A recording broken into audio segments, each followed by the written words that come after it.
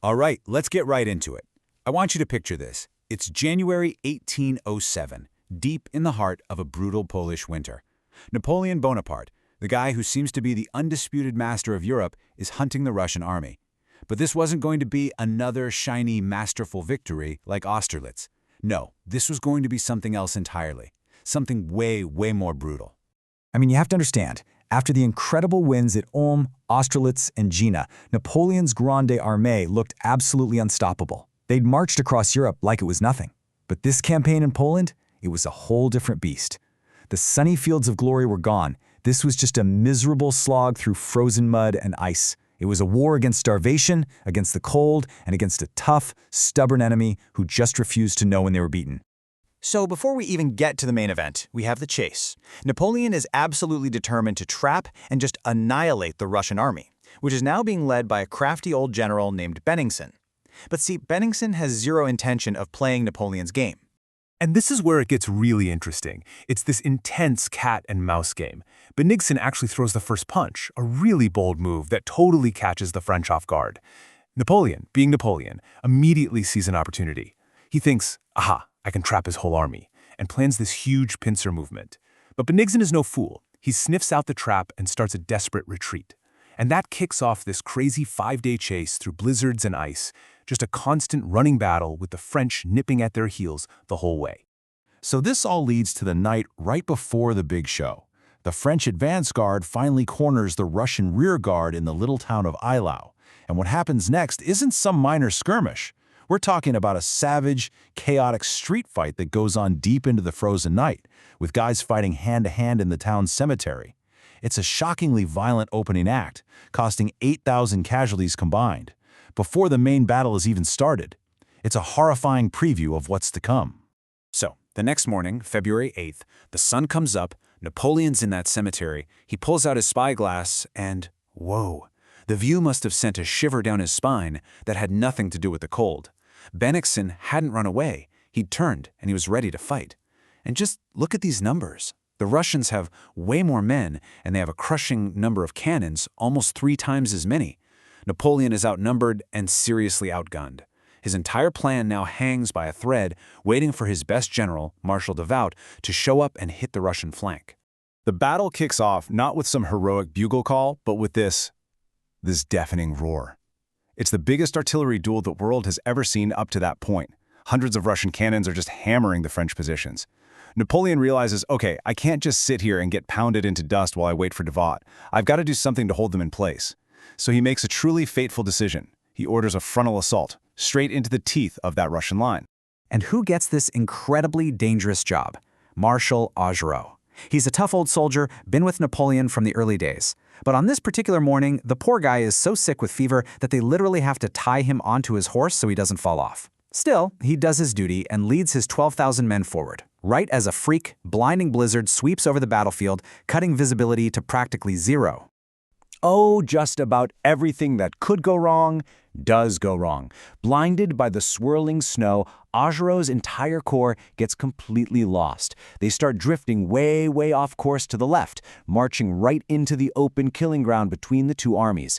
And when the snow clears for just a second, they look up and realize they've stumbled right in front of a giant Russian battery of 70 cannons.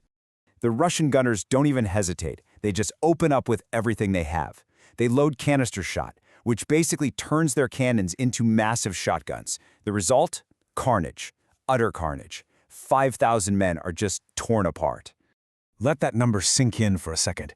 5,000 casualties, and it all happened in half an hour. The V Corps isn't just beaten, it's wiped out. It basically ceases to exist as a unit. And just like that, the French center has been ripped wide open. Napoleon is staring at a complete and total disaster. So Napoleon is watching this whole catastrophe play out. The Russians see their chance and start pouring into the gap. You know, most commanders would just fall apart right here, but this is Napoleon. He stays completely calm, turns to his rock star cavalry general, Marshal Murat, and basically bets the entire battle on one single, desperate, all-or-nothing cavalry charge. And what happens next is just legendary. It's one of the greatest cavalry charges in all of military history. But forget what you see in the movies. They weren't galloping. The snow was too thick. This was more like a slow, grinding, terrifying wave of steel and horseflesh over 5,000 strong. They crash into the Russians, punch right through their first line, then their second line. They get so deep they nearly capture the Russian commander-in-chief. It's only on the way back that they get into serious trouble, and Napoleon himself has to send in his elite Imperial Guard to rescue them. And in the middle of all this insane chaos, you get these moments of just pure, raw grit. As the elite Guard cavalry rides into the storm of bullets, their commander, Colonel Lepik, sees some of his troopers instinctively ducking in the saddle. So he just roars this famous line at them. It's just this perfectly crude, brutal command that tells you everything you need to know about what it was like to be in that charge. So Murat's incredible, insane charge actually worked. It was horrifying, but it did the job. It stunned the Russian army, it plugged the gap in the French line, and most importantly, it bought precious time. Time for the guy Napoleon had been pinning all his hopes on, the Iron Marshal, Davout, who is finally showing up in force on the Russian flank. The whole battle is about to pivot. Again. And Davout's soldiers were arguably the best in the entire army. They start this relentless, methodical, unstoppable grind, just rolling up the Russian line, one bloody step at a time. It's not glorious, it's just brutal work, village by village. But they are winning. Bennigsen is forced to throw in every last man he has. The Russian army is right on the very edge of breaking. And right at that moment, when Napoleon is this close to pulling off an incredible victory from the jaws of defeat, the unthinkable happens. Another army just appears on the battlefield, out of nowhere. It's a corps of 9,000 Prussians. They were supposed to be miles away, blocked by another French force. But they aren't. They're here, and they slam right into Davout's exhausted flank. The French attack grinds to a halt, and the Russian army is saved from annihilation at the last possible second. So as darkness falls over this frozen hellscape, the massive slaughter finally ends. The battle just fizzles out, not with a decisive climax, but from sheer mutual exhaustion. The two armies just stop, surrounded by tens of thousands of dead and wounded men freezing on the snow. Later that night, Bennigsen, knowing just how bad his losses are, quietly pulls his army back, leaving Napoleon in possession of the battlefield. So technically that's a French victory, right? Napoleon holds the field. But let's look at the price. The Russians, they lost somewhere around 20,000 men. Just a horrific, staggering number. But here's the real kicker. The French, they might have lost even more. Modern estimates say it could be as high as 25,000. These are the veteran soldiers who had conquered a continent, and now thousands of them are gone, dead or dying in the Polish snow. And maybe no one captured the feeling better than Marshal Ney. He arrived with his corps just as the fighting was ending, looked out over this field of absolute horror, and said those famous, haunting words. And that really says it all, doesn't it? This wasn't a Napoleonic masterpiece. This was a pointless, ugly butchery. Now, Napoleon would bounce back from this. He'd get his truly decisive victory over the Russians a few months later at Friedland.